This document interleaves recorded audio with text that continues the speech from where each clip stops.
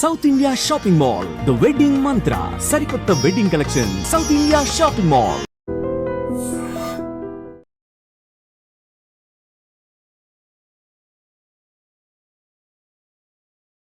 అసలు ఇలా సూపర్ యాక్టివ్గా ఉండే పిల్లలను పాత కాలంలో ఉన్నటువంటి తల్లిదండ్రులు ఆ హాస్టల్లో వేస్తే, లేదంటే ఇప్పుడున్నటువంటి న్యూక్లియర్ ఫ్యామిలీస్లో. నమస్తే, వెల్కమ్ టు ఐడ్రీ మీడియా. నేను మీ ప్రశాంత్. ప్రజెంట్ జనరేషన్లో పుట్టే పిల్లలందరూ చాలా హైపర్ యాక్టివ్గా, కంప్యూటర్ పిల్లలు, సూపర్ కిడ్స్ అంటూ మనం అంటూనే ఉంటాం. అసలు ఈ సూపర్ కిడ్స్ని కంట్రోల్ చేయడం తల్లిదండ్రులకు అవడం లేదా? ఆ హాస్టల్లో వేస్తే, లేదంటే పిల్లల్ని కొంచెం దూరంగా ఉంచితే చాలా డిసిప్లిన్గా పెరుగుతారు అని కూడా మనం చాలామంది నోట్ల నుంచి మనం వింటూనే ఉంటాం. అసలు ఈ పిల్లల్ని తట్టుకోవడం తల్లిదండ్రులకు అవ్వడం లేదా? అసలు ఇలా సూపర్ యాక్టివ్గా ఉండే పిల్లలను కంట్రోల్ చేయడం ఎలా?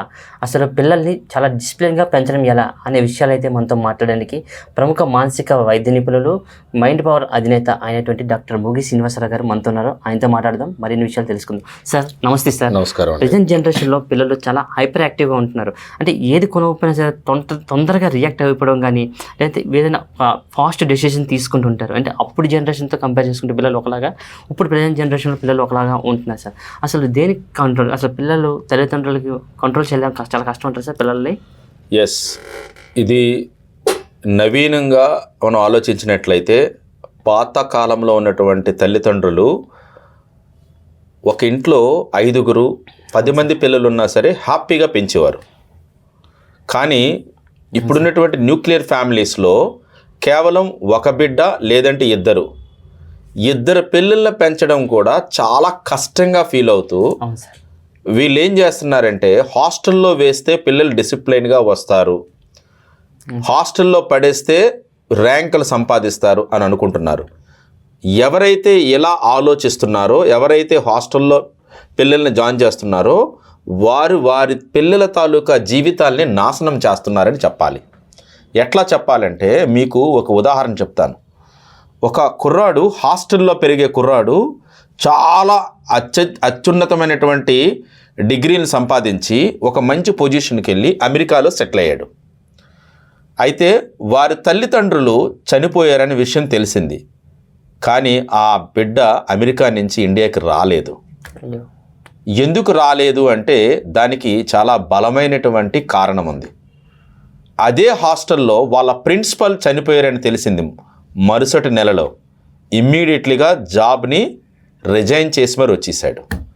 ఇక్కడ కారణం ఏంటంటే, పిల్లలు ఎవరి చేతైతే ఎక్కువగా ప్రేమింపబడతారో, ఎవరి చేతిలోనైతే ఎక్కువగా అన్ని రకాలుగా వాళ్ళ తాలూకా అభిమానాన్ని చూరగలుగుతారో వారి కోసం మాత్రమే వస్తారు.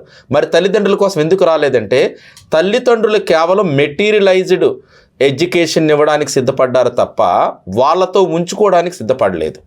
నిజంగా మీ యొక్క ప్రేమాభిమానాలు, మీ యొక్క అభిమానాలు, మీ యొక్క అలవాట్లు, అభిరుచులు, మీ యొక్క సాంప్రదాయాలు, పద్ధతులన్నీ కూడా హాస్టల్లో ఉండవండి, మీ ఇంటిలో ఉంటాయి.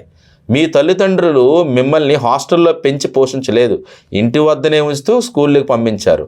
హాస్టల్లో ఎప్పుడు ఉంటారంటే, మీలాగే చాలామంది తల్లిదండ్రులు ఏం ఆలోచిస్తారంటే, అల్లరి చేస్తున్నాడు హాస్టల్లో పడేయాలి, చెప్పిన మాట వినడం లేదు హాస్టల్లో పడేయాలి, తప్పుడు పనులు చేస్తున్నాడు హాస్టల్లో పడేయాలి. మరి డస్ట్బిన్ లాగా ఉన్నటువంటి హాస్టల్లో మీరు కూడా మీ పిల్లల్ని పడేస్తే అక్కడ ఉండేది ఎవరు?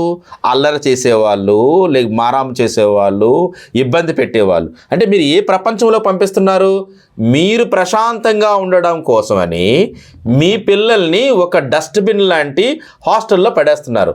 వాళ్ళకి మీరు గుర్తొస్తారు, చూడలేరే, మాట్లాడాలనిపిస్తుంది, మాట్లాడలేరే, మీ దగ్గరికి రావాలనిపిస్తుంది, రాలేరే. అక్కడ చాలా కండిషన్లు ఉంటాయి. ఒక ఏదో మిలిటరీ డిసిప్లిన్ లాగా వాళ్ళు ఏం పెడితే తినాలి, ఇప్పుడు లెగమంటే అప్పుడు లెగాలి. అదే మీ ఇంట్లో ఉన్నట్లయితే మీ బిడ్డకి మీకు కావలసినటువంటి ఆహారాన్ని ఇస్తారు, అర్థం చేసుకుంటారు, వారి మానసిక పరిస్థితులు అర్థమవుతాయి, వారి శారీరకమైనటువంటి జబ్బులు మీకు అర్థమవుతాయి, వారు ఎలా మాట్లాడుతున్నారో మీకు తెలుస్తుంది.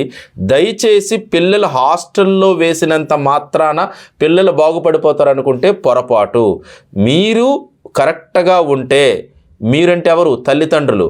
మీరిద్దరూ కూడా పిల్లల ముందు గొడవలు ఆడుకోకుండా, మీరిద్దరూ కూడా లేటుగా లెగకుండా, మీరిద్దరూ కూడా డిసిప్లిన్గా ఉంటూ ఉన్నట్లయితే మీ పిల్లలకి హాస్టల్ అవసరం లేదు.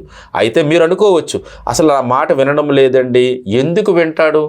మీరు ఏ విత్తనం వేస్తే ఆ మొక్కే కదా వస్తుంది. మీరు చిన్నప్పటి నుంచి ఆయన గారాభంగా పెంచారు, అడిగినవన్నీ ఇచ్చారు, కొన్నాళ్ళ తర్వాత ఇవ్వకపోతే అల్లరి చేస్తాడు. కాబట్టి ఏంటంటే మీ పరిస్థితుల్ని మీ పిల్లలకి తెలియపరచండి, మీ ఆర్థిక పరిస్థితుల్ని తెలియపరచండి, చిన్నప్పటి నుంచి మీ యొక్క కుటుంబ పరిస్థితులను కూడా తెలియపరచండి.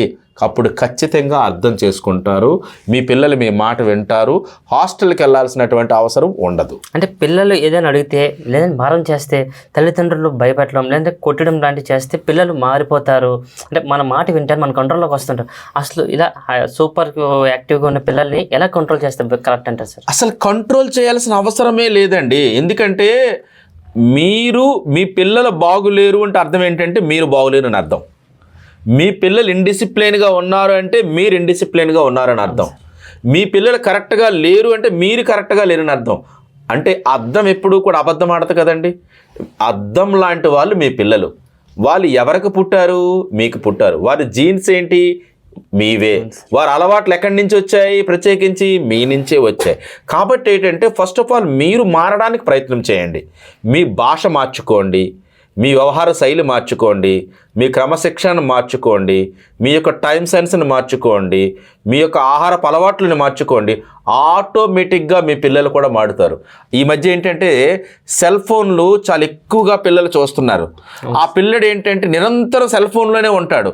ఆ పిల్లల్ని మానిపించడానికి ఇప్పుడు ఏం చేస్తున్నారంటే అసలు ఇటు సెల్ ఫోన్ వదలడండి, ఈ సెల్ ఫోన్ లేకపోతే వదలడు. ముందు నువ్వు వదలవు కదా సెల్ ఫోను, నీ భార్య వదలదు కదా సెల్ ఫోను.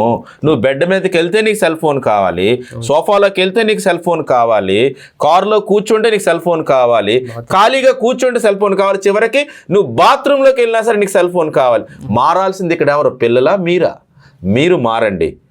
ఏది అవసరము, ఎంత అవసరము, ఎప్పుడు అవసరము, ఎలాగ అవసరం అనేది మీరు చెప్పడం కాదు.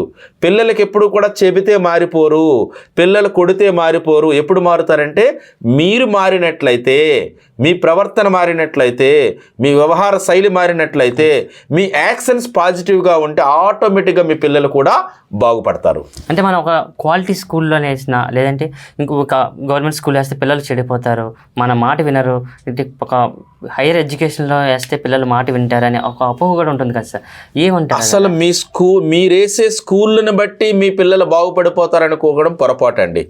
అసలు నిజమైనటువంటి స్కూల్ ఏంటో తెలుసా మీకు? మీ ఇల్లే. నిజమైనటువంటి గురువు ఎవరో తెలుసా? మీరే. నిజమైనటువంటి కోచ్ ఎవరో తెలుసా? మీరే. తల్లిదండ్రులకు మించినటువంటి గురువులు కానీ, మన ఇంటికి మించినటువంటి పాఠశాల కానీ లేదని మీరు గుర్తించినప్పుడు ఖచ్చితంగా మీరు ఇంటిలో మీ పిల్లల ముందు చాలా జాగ్రత్తగా ఉంటారు. మీరు ఏదైతే ప్రవర్తిస్తున్నారో ఆ ప్రవర్తనను మీ పిల్లలు ప్రవర్తిస్తారు. మీరు ఏవైతే అలవాట్లతో ఉంటారో ఆ అలవాట్లు మీ పిల్లలు కూడా కలిగి ఉంటారు. మీరు ఇంటర్నేషనల్ స్కూల్లో వేసినా, దుంపల బడిలో వేసినా, గవర్నమెంట్ స్కూల్లో వేసినా మీ పిల్లలు ఎప్పుడు మారుతారంటే మీరు బాగున్నట్లయితే, మీ ప్రవర్తన బాగున్నట్లయితే, మీ యొక్క వ్యవహార శైలి బాగున్నట్లయితే, మీ యొక్క దాంపత్య జీవితం బాగున్నట్లయితే, మీ కుటుంబ జీవితం బాగున్నట్లయితే, మీ భార్యాభర్తల బంధం బాగున్నట్లయితే ఆటోమేటిక్గా మీ పిల్లలు ఇంటర్నేషనల్ స్కూల్లో కాదండి, గవర్నమెంట్ స్కూల్లో వేసినా, మీ ఇంటిలో చెప్పుకున్నా ఖచ్చితంగా వారు బాగుపడతారు. పిల్లలకి చిన్నప్పటి నుంచే బాధ్యతలు నేర్పించాలి అంటున్నారు అంతే. 100% ప్రతిదీ కూడా ఏంటంటే మనం ఆడుతూ పాడుతూ వాళ్ళకి బాధ్యతలు నేర్పించాలి. చిన్న చిన్న పనులు కూడా వారికి చెప్పాలి, చేయించాలి. మనం ఏంటంటే మనం తినేటప్పుడు అరే నువ్వు ప్లేట్ కడగొద్దురా, నువ్వు అబ్బాయివు, అమ్మాయిలే ప్లేట్లు కడగాలి, నువ్వు ఇల్లు తొడవద్దురా, నువ్వు ఏ పనులు చేయొద్దురా అంటే వాడు పైకి వెళ్ళాక పెద్ద అయ్యాక ఏం చేస్తాడంటే వాడు కూడా అడ్డగాడిదలా తయారవుతాడు. అలా కాకుండా ఏంటంటే ముందు తండ్రి ఏంటంటే ఆ తినేటప్పుడు కూడా చక్కగా తినాలి, అప్పుడు ఆ బిడ్డ కూడా కరెక్ట్గా తింటాడు. ఈయన తినేటప్పుడు ఈయన మొత్తం అన్నం అంతా విడిచిపెట్టేస్తాడు. ఆ బిడ్డకి ఏం చెప్తాడంటే అరే నాన్న నీకు అన్నం ఉండకూడదు అంటే ముందు నువ్వు అంటే మరి దాన్ని ఏమంటారంటే తల్లి తండ్రి ఎటువంటి మార్గంలో వెళ్తారో పిల్లలు కూడా అలానే వెళ్తారు. వీళ్ళు ఒక గొర్రెలు గుంపు లాంటి వాళ్ళు. పిల్లలు ఏంటంటే ఇప్పుడు ముందు ఒక 10 మేకలు ఎటు వెళ్తే 11వ మేక అటే వెళ్తుంది. అలాగే మీరు తల్లి తండ్రిగా కరెక్ట్గా ఉన్నట్లయితే మీ పిల్లలు కూడా కరెక్ట్గా ఉంటారు. వాళ్ళకి ఏంటంటే చిన్నప్పటి నుంచి కూడా ఆర్థికమైన విషయాల పట్ల, కుటుంబ విషయాల పట్ల, సామాజిక విలువల పట్ల, ఇరుగు పొరుగు వాళ్ళ పట్ల, మన కుటుంబ జీవితం పట్ల, అన్ని విషయాల పట్ల కొద్దిగా అప్పుడప్పుడు వాళ్ళకి నేర్పుతూ ఉండాలి. అప్పుడు ఏమవుతారంటే వారు బాధ్యత గలటువంటి పౌరులుగా ఎదుగుతారు. సార్ ఇప్పుడు తల్లిదండ్రులు ఇంట్లో గొడవడుకోవడం వల్ల ఆ ఎఫెక్ట్ పిల్లల మీద ఏదైనా పడి పిల్లలు అంటే చెప్పిన మాట వినకుండా కొంచెం మారం చేసే అలవాట్లు ఏమైనా వస్తుందా? ఖచ్చితంగా ప్రశాంత్ గారు మీరు ఏదైతే చెప్పారో అది సత్యం అండి. ఎందుకంటే ఎవరైతే పిల్లల ముందు గొడవలు ఆడుకుంటారో, ఎవరైతే పిల్లల ముందు తిట్టుకుంటారో, ఎవరైతే పిల్లల ముందు కొట్టుకుంటారో ఆ పిల్లలు ఖచ్చితంగా చెడిపోవడానికి అవకాశాలు ఉంటాయి. వాళ్ళు ఖచ్చితంగా జీవితంలో పైకి రావాలంటే చాలా ఇబ్బందులు పడతారు. అంటే మీరు ఏంటంటే ఒక క్లే లాంటి వాళ్ళు, వీళ్ళు ఒక మట్టి ముద్ద లాంటి వారు. మీరు మాట్లాడే ప్రతి మాట వారి మైండ్లో ప్రింట్ అవుతుంది. మీరు కొట్టుకునేది కూడా ప్రింట్ అవుతుంది. మీరు తిట్టుకునేది కూడా ప్రింట్ అవుతుంది. కాబట్టి తస్మాత్ జాగ్రత్త తల్లిదండ్రులారా, పిల్లల ముందు ఎప్పుడు కూడా కొట్టుకోకూడదు, తిట్టుకోకూడదు, ఆర్గ్యుమెంట్ చేసుకోకూడదు, వ్యంగ్యంగా ప్రవర్తించకూడదు, అసభ్యంగా మాట్లాడకూడదు. మన తాలూకా వస్త్రధారణ కానీ వ్యవహార శైలి కూడా చాలా ఆరోగ్యకరంగా గౌరవప్రదంగా ఉన్నట్లయితే మీ పిల్లలు బంగారంగా ఎదుగుతారు, వజ్రాలలో ఎదుగుతారు. Okay sir, thank you sir. Thanks అండి.